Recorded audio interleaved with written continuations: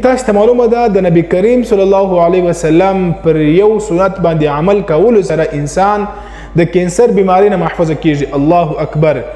دغه ویډیو دغه پیغام مخ ته ضرور د سره شیر کړئ. هغه کسان چې هغه د نبی کریم صلی الله علیه وسلم پر سنت باندې عمل نه کوي هغه به مجبور سي د نبی علیه السلام پر سنت باندې عمل کول شروع کړي.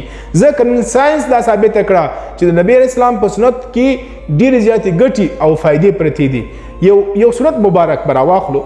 د نبی کریم صلی الله علیه وسلم یو سنت چې نبی اسلام وفرمایل چې تاسو ماښام چې کله بیده کیږئ د بیدېدو څخه مخکې دا کوم ډیوا دا لایټ دغه بلب چې موږ ورته وایو دا آف کړئ، دا بند ساتئ.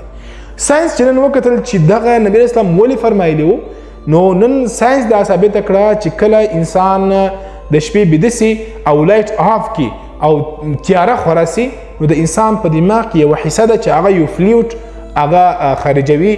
نو چې کله هغه فلویډ خارج سي د انسان په بدن کې د کینسر بیماری نه پیدا کیږي. اوس دغه فلویډ هغه وخت خارجیږي چې کله توره تیاره سي چې لایټ وي په دې وخت کې دا نه خارجیږي. ای مؤمنانو ای مسلمانانو دا پیغام ضرور مخ ته سره شیر کړئ. هغه کسان چې هغه پر سنت باندې عمل نه کوي یقینا دوی به هم پر سنت باندې عمل کولو ته مجبور سي، ځکه په سنت باندې عمل کول سره د دنیا فایده هم ده د آخرت فایده هم ده. نو پر خوږ پیغمبر صلی الله علیه وسلم باندې یو وار ضرور درود شریف ووایاست په کمنټ کې صلی الله علیه و آله وسلم ولیکئ.